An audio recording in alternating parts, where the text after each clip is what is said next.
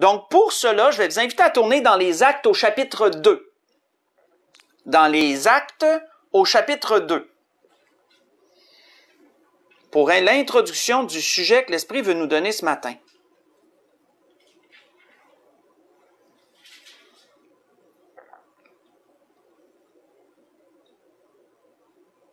Donc, Actes au chapitre 2, on va lire à partir du verset 37 au verset 47. Pour me mettre dans le contexte, on est dans la première grande prédication de l'apôtre Pierre après que l'Esprit est descendu sur les disciples, y compris Pierre bien sûr, et que là Pierre a par l'Esprit prêché un grand message à tous ceux, à tous les Juifs surtout qui étaient là, qui étaient descendus à Jérusalem pour la Pentecôte, qui étaient présents. On voit qu'il leur a livré un grand témoignage, un grand message par le Saint-Esprit. Et au verset 37, il nous dit, « Après avoir entendu ce discours, ils eurent le cœur vivement touché.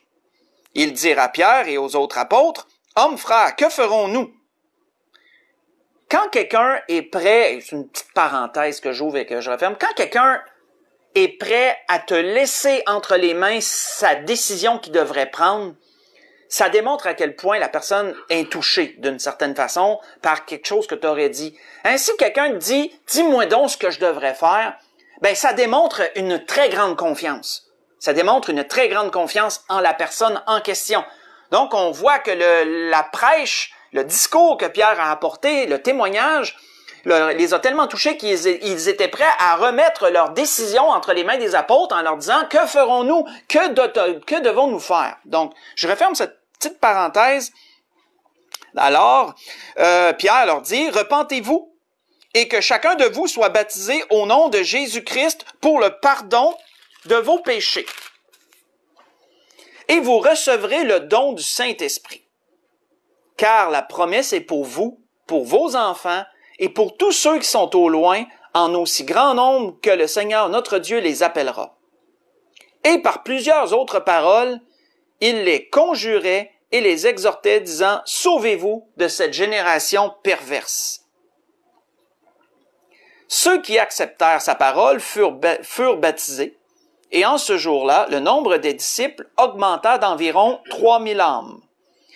Ils persévéraient dans l'enseignement des apôtres, dans la communion fraternelle, dans la fraction du pain et dans les prières.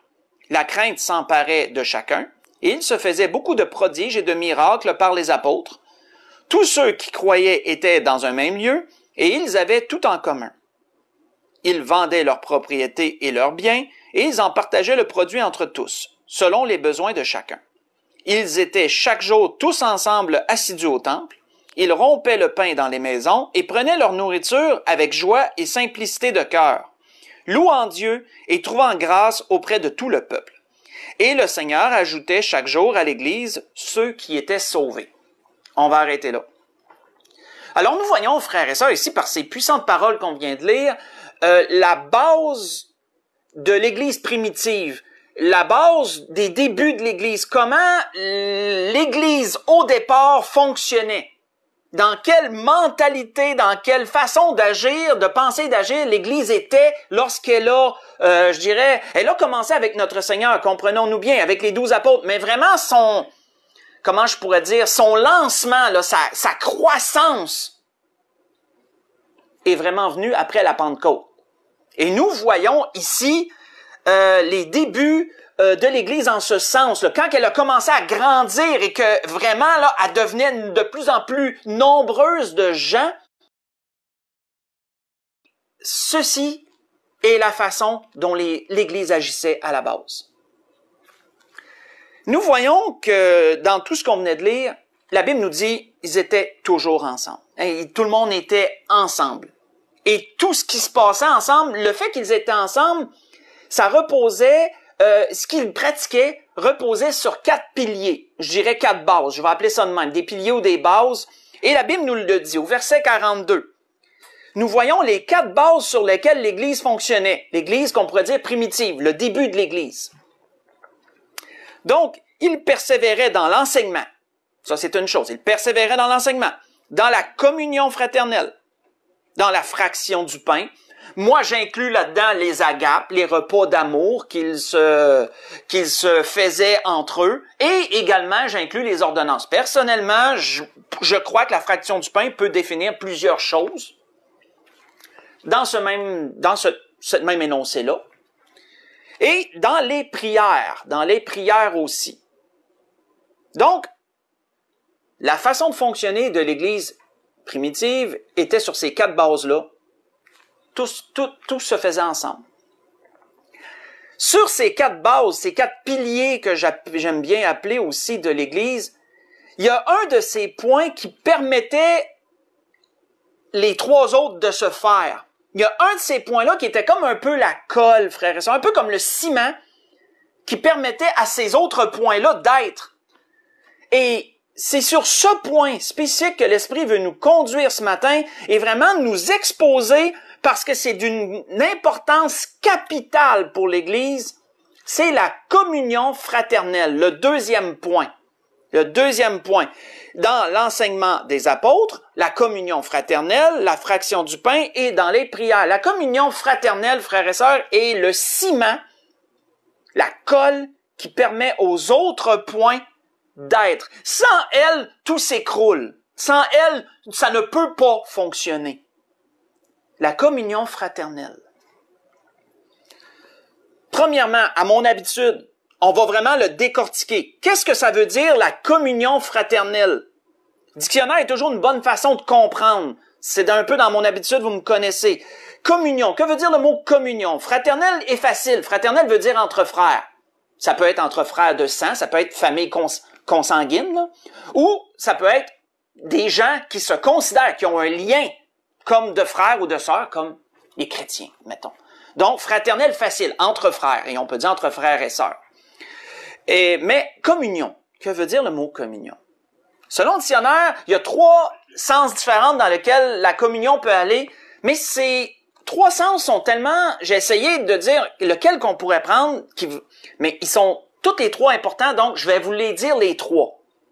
Premièrement, communion veut dire accord profond, sympathie entre des personnes. Bon exemple simple, 2 personnes s'entendent bien. Des amis, des gens dans la famille, des fois même dans une même famille, il y a des frères et sœurs qui s'entendent mieux que d'autres, hein, dépendant des caractères. Donc, 2 personnes qui s'entendent bien, qui n'ont pas trop de chicanes, sont souvent d'accord, on pourrait dire qu'ils sont en communion. Un accord profond, une sympathie entre les personnes, plus facile d'approche, plus facile à aimer, entre guillemets, etc. Donc, ces gens-là sont une bonne entente, on pourrait dire qu'ils sont en communion. Une autre définition, partage d'idées ou de sentiments. Donc, 2 personnes, mettons, on prend toujours, je dis toujours 2 personnes, mais ça peut être plus que 2, qui ont une même opinion sur une même chose. Hein? Lorsqu'ils parlent de cette chose-là, ces gens-là sont en symbiose. Ces gens-là, ils ne se contredisent pas. Au contraire, ils s'appuient mutuellement, ils s'ajoutent mutuellement l'un à l'autre. Ils sont en communion.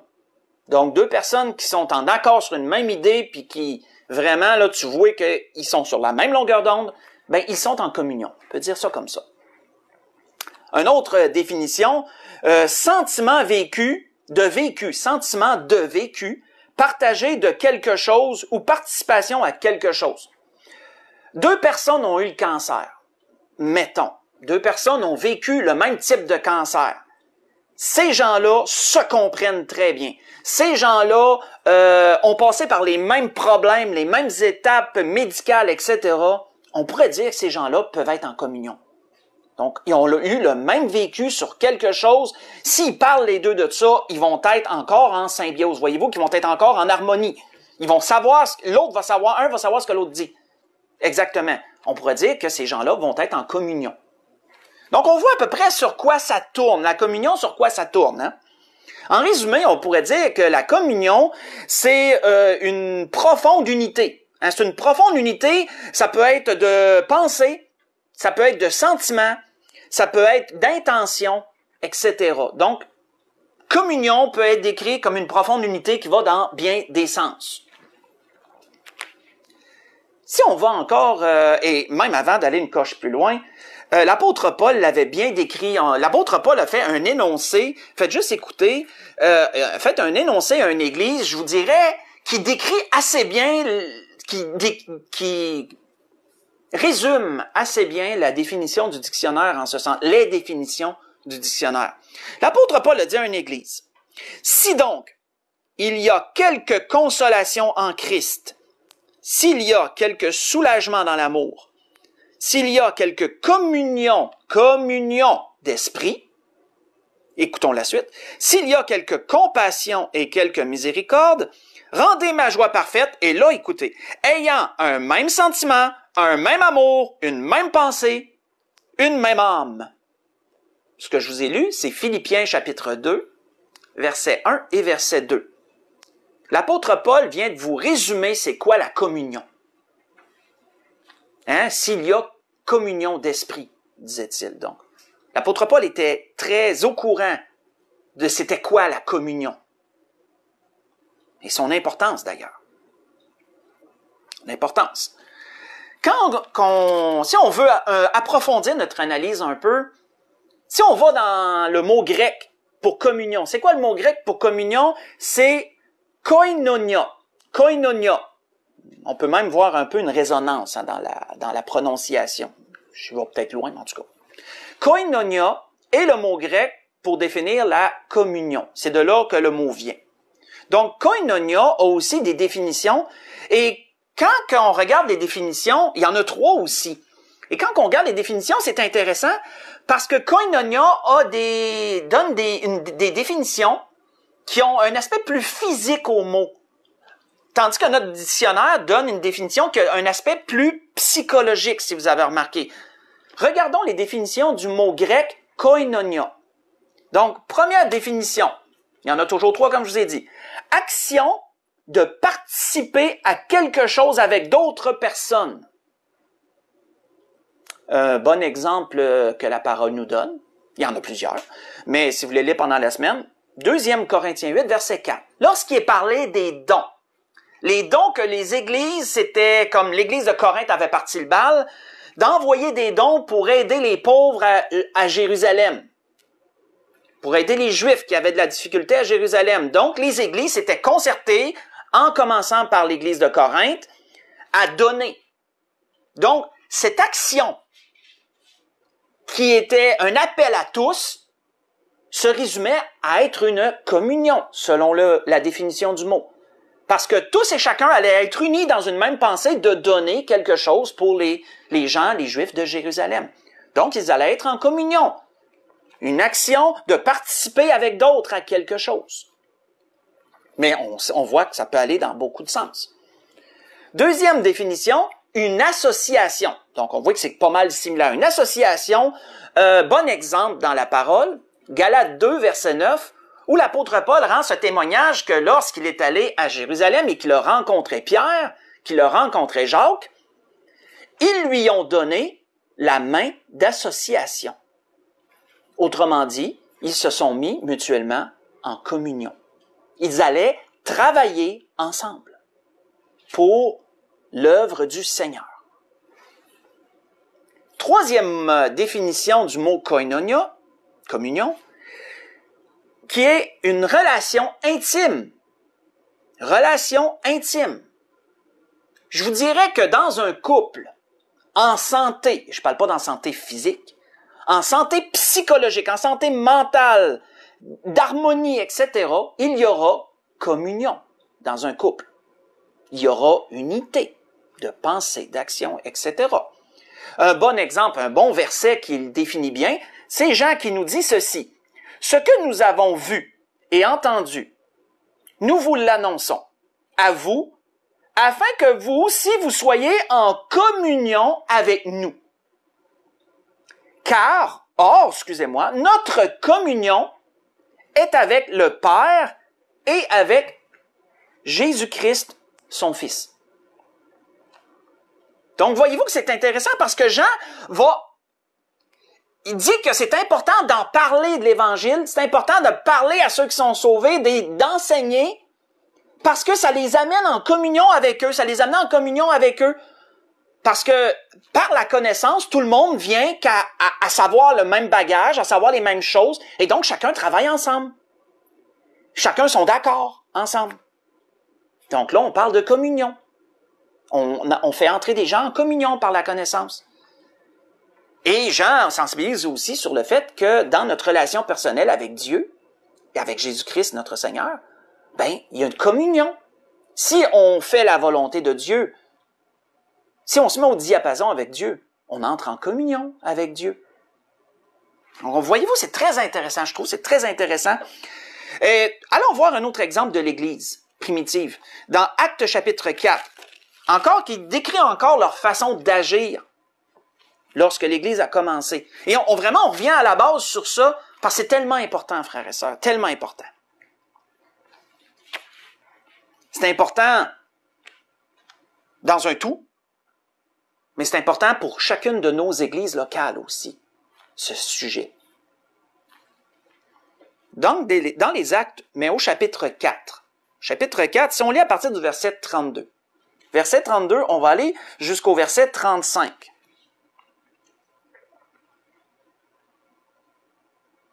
On voit qu'il est dit, « La multitude de ceux qui avaient cru n'était qu'un cœur et qu'une âme. » C'est quoi ça, frères et sœurs? N'était qu'un cœur et qu'une âme. Ça, c'est la communion, frères et sœurs. C'est la communion fraternelle. Avec toutes les définitions qu'on a vues, je crois qu'on peut le capter assez clairement. Nul ne disait que ses biens lui appartenaient en propre, mais tout était commun, le mot commun, communion, commun, tout était commun entre eux. Les apôtres rendaient avec beaucoup de force témoignage la résurrection du Seigneur Jésus, et une grande grâce reposait sur eux tous, car il n'y avait parmi eux aucun indigent, qui veut dire de pauvre. Tous ceux qui possédaient des champs ou des maisons les vendaient, apportaient le prix de ce qu'ils avaient vendu et le déposaient aux pieds des apôtres, et on faisait des distributions à chacun selon qu'il en avait besoin. On va arrêter là. Aujourd'hui, frères et sœurs, ce qu'on vient de lire nous paraît impensable.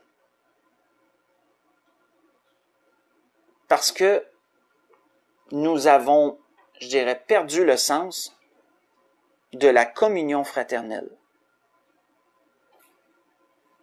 Parfaite. Je vais l'appeler parfaite.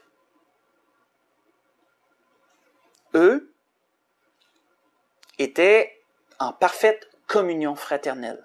L'Église, elle a commencé comme ça. Personne n'était attaché à ses biens, mais tout le monde partageait avec tout le monde. De sorte que personne ne manquait de rien. C'est écrit, c'est pas moi qui le dis. On voit qu'il y a un mot qui ressort ici, c'est le mot commun. Tout était commun entre eux. Commun, selon le dictionnaire, comme vous allez le voir, ça rapporte un peu à communion. Commun veut dire qui est partagé par plusieurs. Pareil aux autres. Ce que veut dire le mot commun. Donc, quand quelque chose est commun à une autre chose, c'est pareil. On pourrait dire que c'est pas insemblable, c'est pareil, c'est commun. Si une chose est si on dit, mettons, il est commun de savoir ça, ben ça veut dire que tout le monde le sait. Ça veut dire que la majorité le savent. Donc, c'est commun, c'est partagé par plusieurs.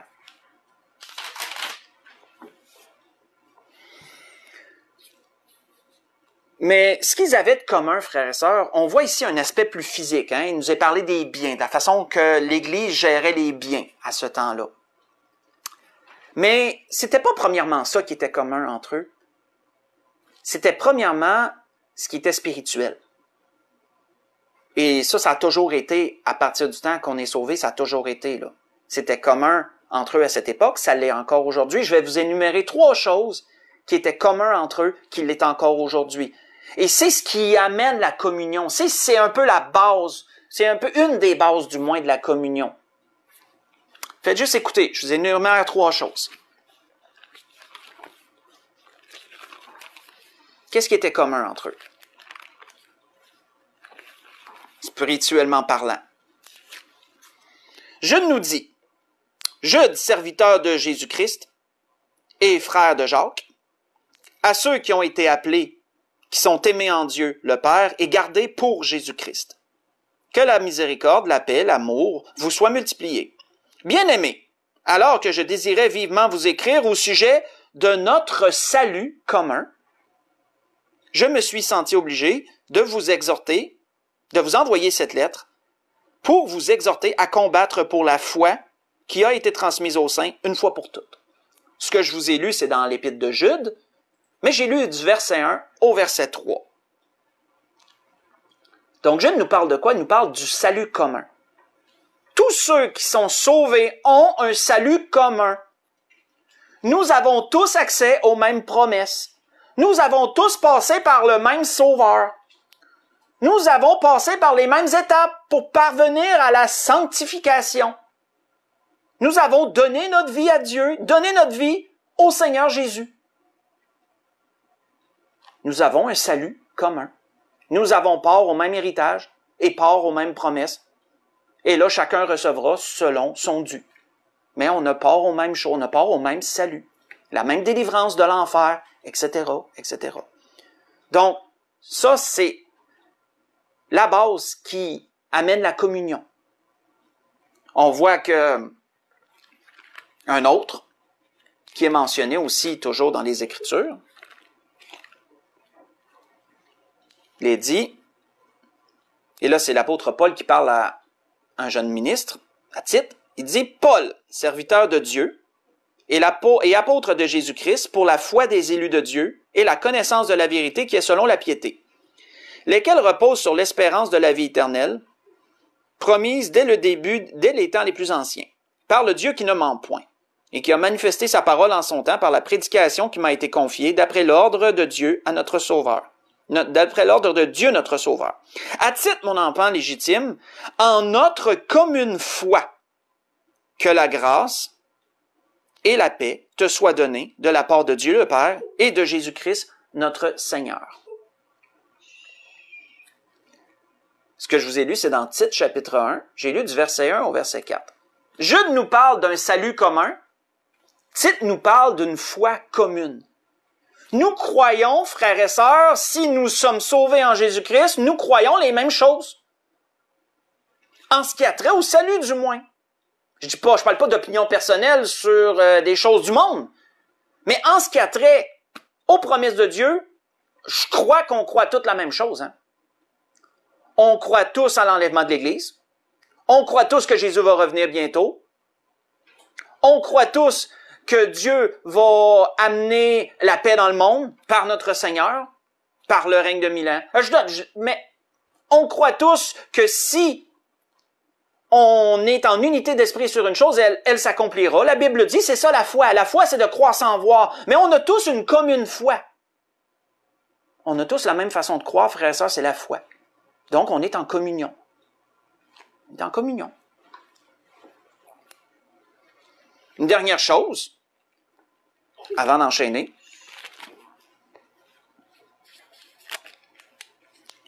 On voit que l'apôtre Paul disait aux Corinthiens,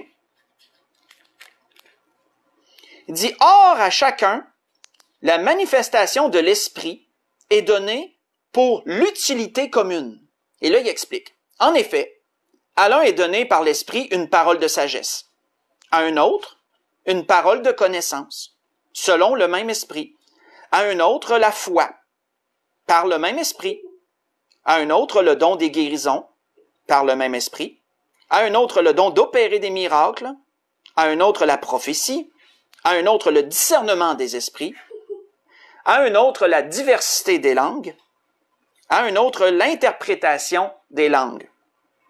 Un seul et même esprit opère toutes ces choses, les distribuant à chacun, en particulier, comme il le veut. Ce que je vous ai lu, c'est dans 1 Corinthiens chapitre 12. J'ai lu du verset 7 au verset 11.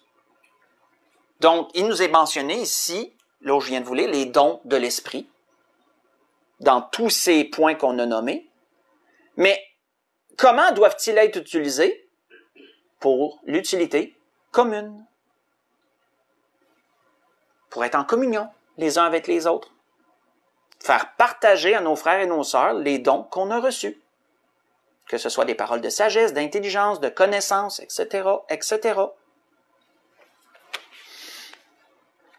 Donc, par ces choses, nous voyons que l'Église est en communion. Pas premièrement matérielle, mais elle était premièrement, et elle est encore premièrement en communion spirituelle. C'est ce qui amène la communion aussi d'un point de vue plus matériel.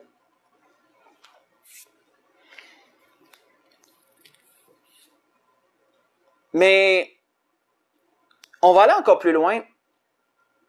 Sur quoi la communion fraternelle est-elle basée? Là, on a vu un peu ce qui l'alimente, ce qui alimente la communion, ce qui la soutient. Mais sur quoi, profondément, là, sur quoi la communion fraternelle elle repose à la base de tout, là? Sur quoi elle repose? Allons lire ce que notre Seigneur a dit. Dans Jean, chapitre 13. Dans l'Évangile selon Jean, au chapitre 13.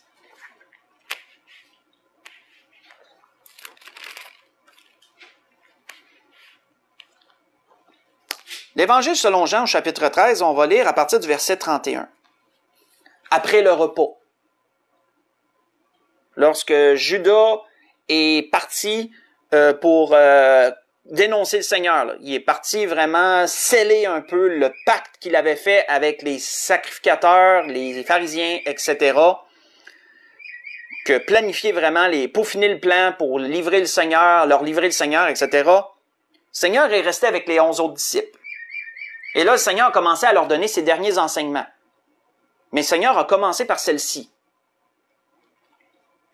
Lorsque Judas fut sorti, est-il dit à partir du verset 31 de Jean chapitre 13. Jésus dit, « Maintenant, le Fils de l'homme a été glorifié, et Dieu a été glorifié en lui. Si Dieu a été glorifié en lui, Dieu aussi le glorifiera en lui-même et il le glorifiera bientôt. » Et autrement dit, il va lui donner la gloire. Glorifier, c'est de donner la gloire. Mes petits enfants, je suis pour peu de temps encore avec vous. Vous me chercherez. Et comme j'ai dit aux Juifs, vous ne pouvez venir où je vais, et je vous le dis aussi maintenant.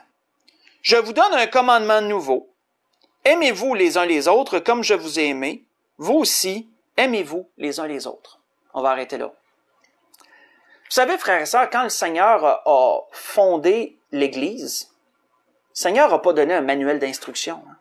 Il n'a pas donné un manuel d'instruction en 50 pages, puis dire, lisez ça, puis voici l'Église. Le Seigneur a fondé son Église sur lui, je viens de dire, c'est le salut, c'est la base, mais avec un commandement.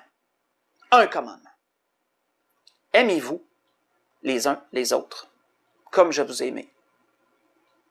C'est le résumé du manuel d'instruction de l'Église. C'est la base même de la communion fraternelle, frères et sœurs. Elle est fondée sur l'amour, la communion fraternelle. Elle part de là. Pas d'amour, pas de communion. Impossible. Amour peut avoir communion. Aimez-vous les uns les autres, comme je vous ai aimé. Pas pour rien, frères et sœurs, que ce terme « aimez-vous les uns les autres » a été repris par beaucoup dans la parole. L'apôtre Paul l'a repris. L'apôtre Pierre l'a repris. D'autres apôtres l'ont repris. Jean, je crois aussi. Mais, entre autres, on va juste... faites juste écouter. Je vais vous lire qu'est-ce que Pierre a écrit sur ça. Pierre n'a pas manqué de le mentionner, bien sûr. Les autres non plus. On voit que Pierre disait, « Ayant purifié vos âmes, en obéissant à la vérité, pour avoir un amour fraternel sincère, aimez-vous ardemment les uns les autres, de tout votre cœur, puisque vous avez été régénérés, non par une semence corruptible, mais par une semence incorruptible, par la parole vivante et permanente de Dieu. » Ce que je vous ai lu, c'est dans 1 Pierre, chapitre 1. J'ai lu verset 22 au verset 24. Verset 22, verset 23, excusez-moi. Vous savez, frères et sœurs, la communion fraternelle, c'est pas n'importe qui peut l'expérimenter. C'est quelque chose d'unique qui n'est seulement accessible à travers Jésus-Christ. C'est pas quelque chose que le monde peut avoir, ça, la communion fraternelle. Pas dans tout ce que la Bible le mentionne. La communion fraternelle, elle transcende, qui veut dire qu'elle passe à travers, qu'elle n'a pas de barrière, c'est ça le mot transcender, là. Elle n'a pas de barrière, elle n'a pas de limite de race, elle n'a pas de limite de nationalité, de confessionnalité, de dénomination. Elle n'a aucune limite, la communion fraternelle, frères et sœurs. Elle transcende tout ça. Je ne sais pas si vous l'avez déjà vécu. Je vous donne un bon exemple que j'ai vécu et ça fait toujours du bien de le vivre. Vous rencontrez quelqu'un. Ça peut être dans un magasin, ça peut être peu importe où. Commencez à jaser. Puis là, vous vous rendez compte que la personne a l'air chrétienne. Et là, vous essayez sans doute de lancer quelque chose dans ce sens-là pour voir comment elle va vous mordre. Et là, vous vous rendez compte qu'elle est sauvée. Avez-vous déjà expérimenté ça qu'instantanément, quand vous voyez les yeux de cette personne-là s'illuminer puis dire « Oui, j'ai accepté Jésus comme mon sauveur » puis on en parle avec passion, avez-vous déjà expérimenté ça que tout d'un coup, là, vous la connaissez pas, cette personne-là, mais c'est comme si vous l'aviez toujours connue. C'est comme si elle faisait partie de votre famille, tout d'un coup de même, là. En une fraction de seconde. Juste parce que vous avez découvert qu'elle est sauvée. Ben, c'est ça, frère et sœur, la communion fraternelle. Cette personne-là, vous vous rendez compte qu'elle a la même communion spirituelle que vous. Elle a accepté Jésus comme son sauveur. Elle a la foi. Elle a les mêmes promesses. La part a la même héritage. Puis vous la connaissiez pas, vous l'avez 30 secondes. Mais là, tout d'un coup, c'est comme si vous l'aviez toujours connue. C'est comme si elle faisait partie de votre famille. Puis vous allez avoir une chaleur, une ouverture envers cette personne-là, comme peut-être même plus que certaines de votre parenté. Puis vous la connaissiez pas, vous l'avez 30 secondes. Ça, c'est la magie. Vous comprenez, là, que je veux dire? De la communion fraternelle. C'est la beauté de la communion fraternelle, frères et sœurs. Comment que ceux qui sont en Jésus-Christ peuvent expérimenter une communion qui n'est pas possible de retrouver ailleurs. C'est le plus beau cadeau que Dieu a donné à son Église, ça. Que notre Seigneur a donné à son peuple. C'est un des plus beaux cadeaux, la communion fraternelle. Et sa base, c'est l'amour. C'est là que ça part. Mais dans ce qu'on a lu dans Jean, on peut voir encore plus loin que ce que le Seigneur nous parlait, c'était de la communion fraternelle, parce qu'il nous dit « aimez-vous », mais notez l'expression qui suit, « les uns, les autres ». Quand on parle des uns et des autres, automatiquement, frères et sœurs, on parle de communion. Saviez-vous ça? Et l'expression « les uns, les autres », saviez-vous qu'elle se retrouve au-dessus d'une centaine de fois dans la parole? Elle se retrouve énormément de fois lorsque, juste regardez les uns les autres. Juste ça, là. Quand on fait une recherche sur cette expression, les uns les autres, juste ça, là, bien, on se rend compte à quel point cette expression-là est abondante. Dans le Nouveau Testament, elle est très abondante. Et je vous dirais que dans toutes les mentions, on voit qu'elle s'adressait aux chrétiens. Les uns les autres, ça s'adressait toujours aux chrétiens.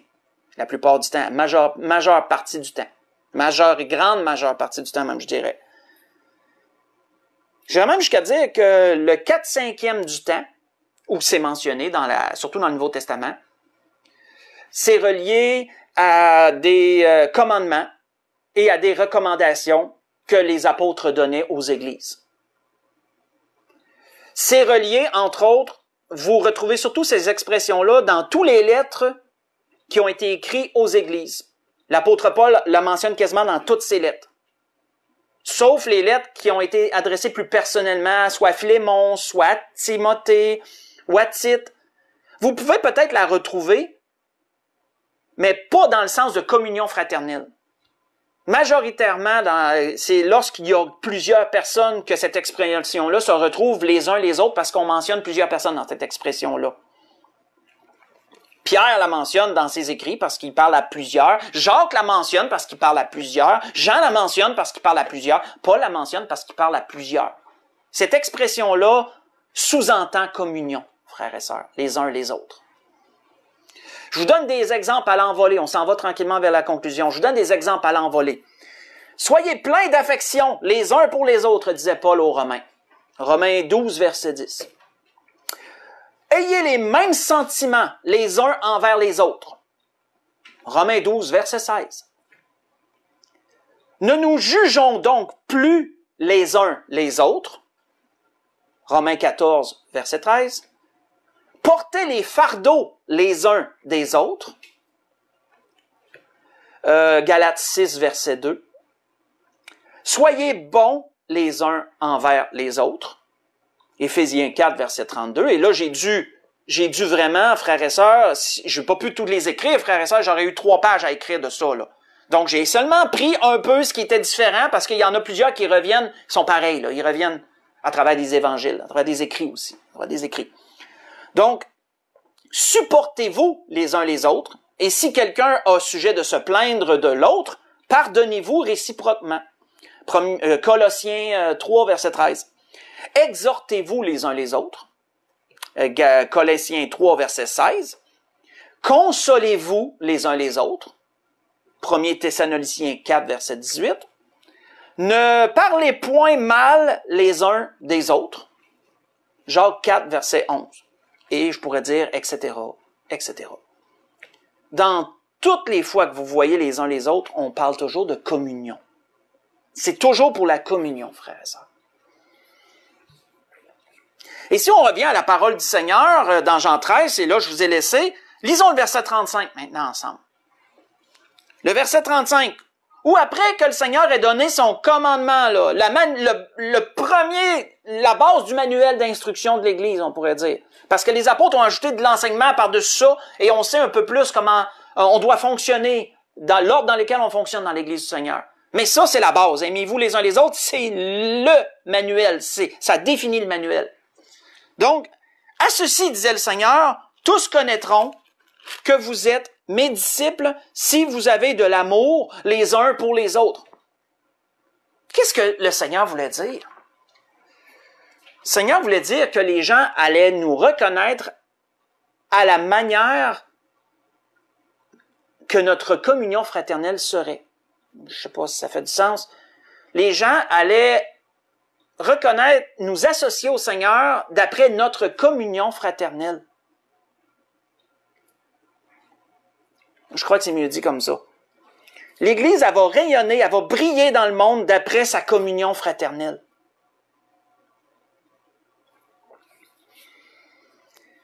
Et là où le bas blesse, c'est que Satan il a attaqué ça de plusieurs façons. Et le Seigneur me permet de le voir clairement à travers, entre autres, de ce qu'on a vécu, de ce qu'on est en train de vivre encore, le confinement, où les églises ont toutes été fermées. Satan a attaqué directement la communion fraternelle des frères et des sœurs. Parce que qui dit communion fraternelle, frères et sœurs, dit grandement réunion.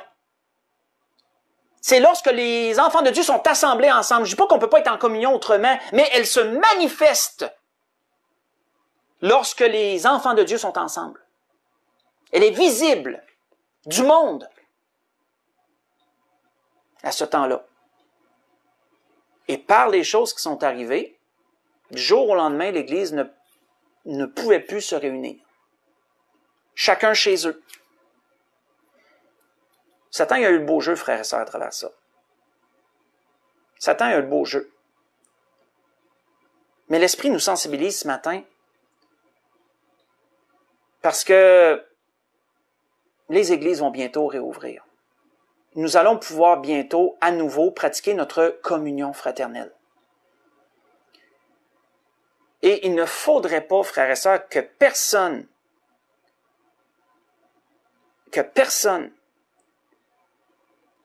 ait, comment je pourrais dire,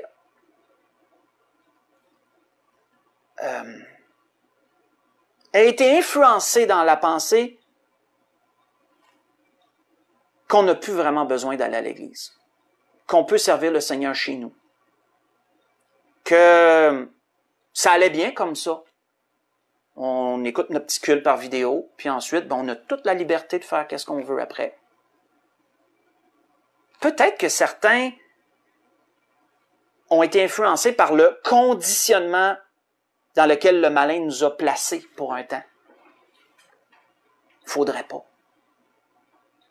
Ça serait une tragédie, frères et sœurs, pour ceux qui auraient été influencés de cette façon-là. Au moment où les églises vont pouvoir à nouveau se réunir avec des mesures non restrictives, des mesures qui permettent la réunion en fin de compte, j'espère que tous les enfants de Dieu seront au rendez-vous. Tous, sans exception. Et même plus encore.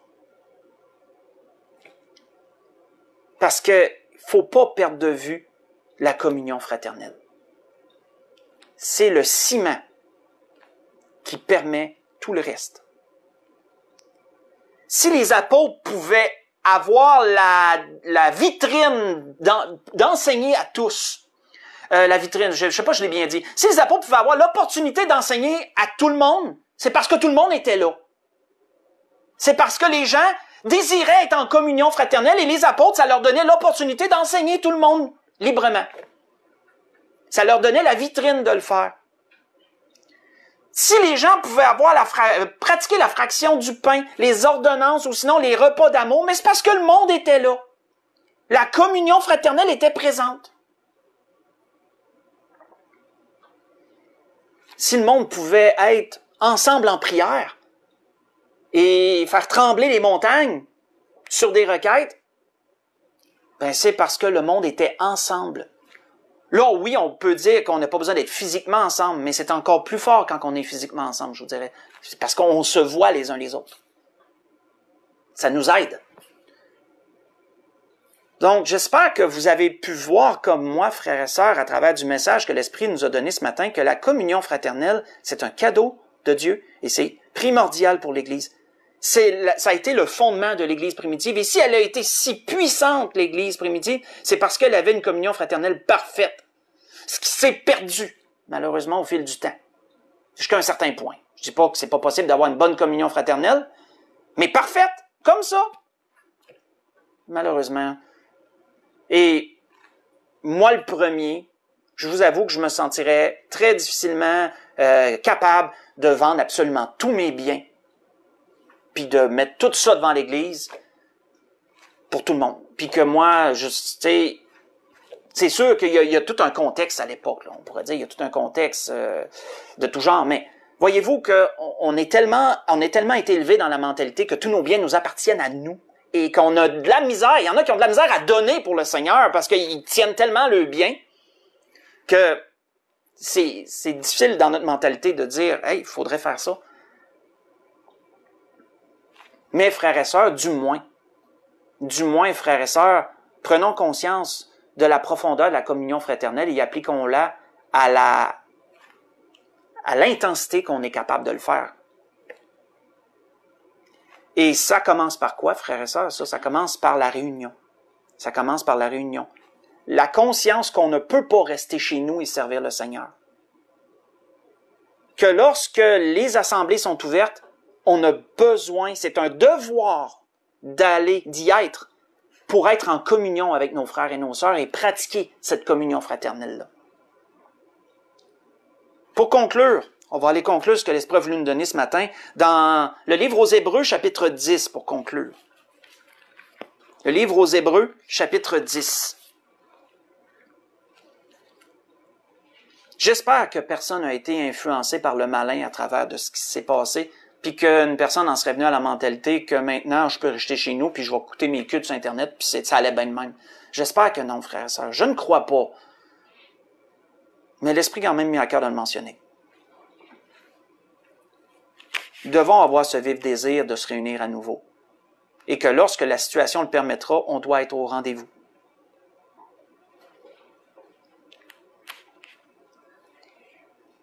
Parce que c'est dur à partir d'une machine. Hein? Tu sais, quand la machine elle fonctionne, ça devient une routine, on est dans notre habitude. C'est facile. Mais quand la machine est arrêtée depuis un certain temps, de repartir la machine, là, ça prend un effort supplémentaire. Parce que lorsque la machine va repartir, là, de recommencer les voyagements à Saint-Georges, je vous dis pas que ça sera pas facile, je le cacherai pas. Ça sera pas facile. Parce que c'est très convivial de pouvoir prêcher à la maison, puis ensuite d'avoir tout son temps. Donc, je vous dirais que ma famille et moi, on va être les premiers mis à l'épreuve dans ce sens. Je veux dire, je dis les premiers, mais dans ceux que je connais, là. Priez pour moi en ce sens. Mais on va le faire. Mais voyez-vous que ça va être un effort supplémentaire. Satan nous a placés dans quelque chose, puis il faut garder à l'esprit que c'est temporaire. Puis il faut être prêt à faire le pas pour repartir la machine lorsqu'elle va redémarrer. On comprend toute l'expression que je veux dire par là. Pour conclure, dans Hébreux chapitre 10, à partir du verset 23, on va lire du verset 23 au verset 25. Dans les recommandations que cet auteur donnait aux Hébreux, il dit « Retenons fermement la profession de notre espérance, car celui qui a fait la promesse est fidèle.